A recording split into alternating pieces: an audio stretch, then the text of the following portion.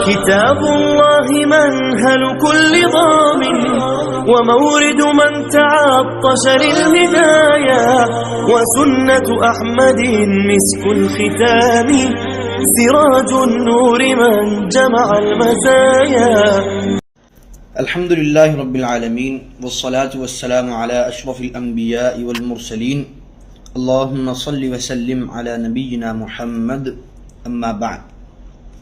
تجویدی قاعدہ صفحہ نمبر 8 ہے. گزشتہ سبق میں ہم نے حروف مستعلیہ پڑھے اور اسی طرح حروف شبہ مستعلیہ شروع کیے.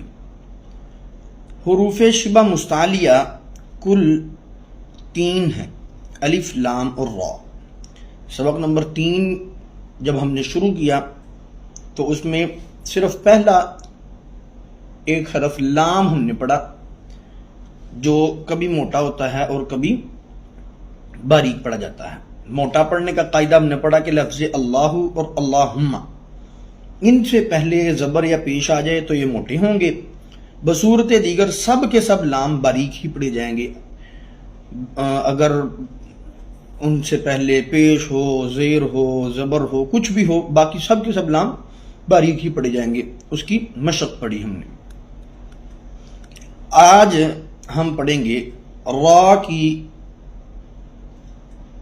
مشق بھی اور را کے قواعد بھی. شبہ مستعلیہ میں جو سب سے زیادہ قواعد ہیں وہ را کے متعلق ہی ہیں کہ کب یہ موٹی اور کب یہ باریک پڑی جائے گی. تو صفحہ نمبر 8 ہے، دوسرا حرف ہے. کہتے ہیں را کی موٹی اور باریک ادائیگی کی پہچان. اس میں مختصراً 5 قاعدے ہیں. تفصیلاً ہم اگلی کتب میں پڑھیں گے انشاءاللہ تعالی. یہاں پر یہ کہہ رہے ہیں کہ مختصراً 5 قاعدے ہیں.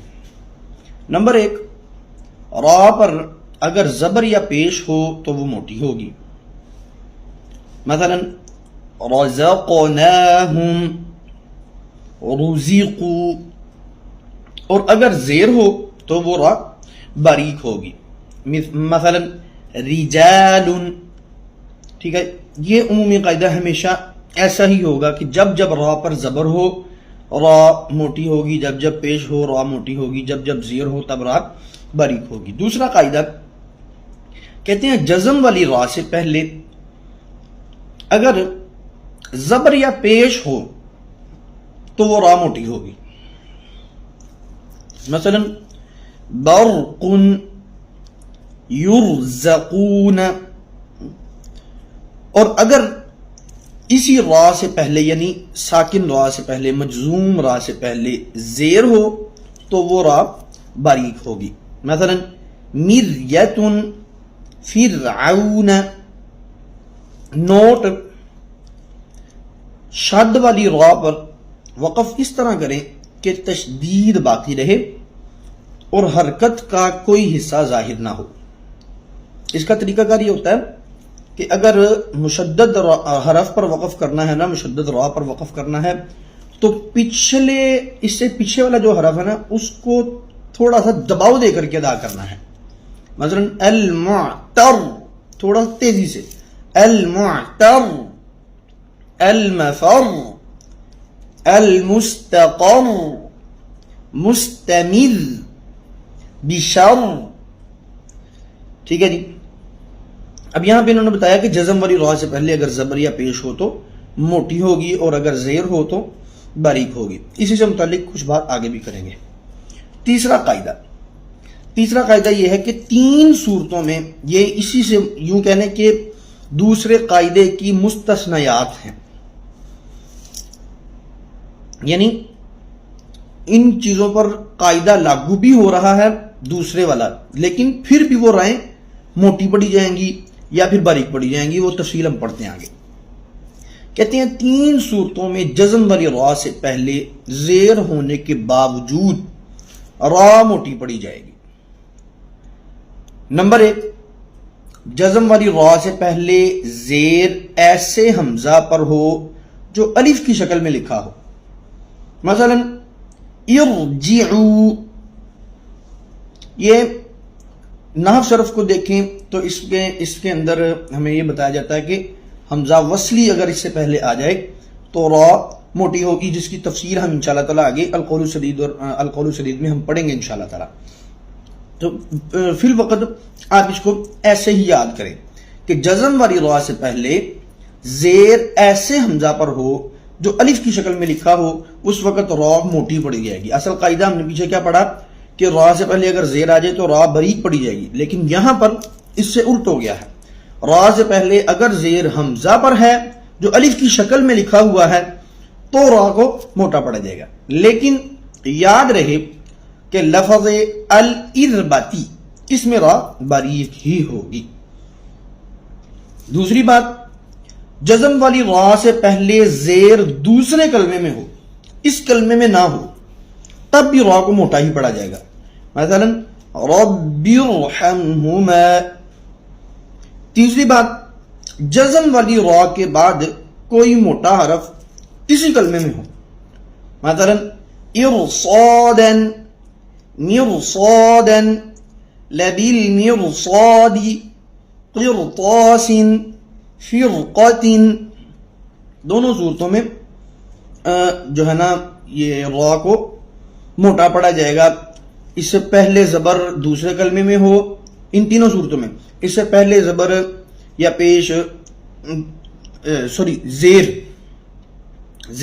را سے پہلے زیر اگر حمزہ وصلی کے ایسے حمزہ کے اوپر ہو جو الف کے ساتھ لکھا ہوا ہے، الف کی شکل میں لکھا ہوا ہے، تب بھی را کو موٹا پڑیں گے، اور اسی طرح اگر زیر دوسرے کلمے میں ہے تب بھی را کو موٹا پڑیں گے، اور اسی طرح اگر را جس میں را سے پہلے زیر آ رہی ہے اس کلمے کے اندر موٹا حرف آ جائے تو اس صورت میں بھی را کو موٹا ہی پڑھیں گے، باریک نہیں پڑھیں گے۔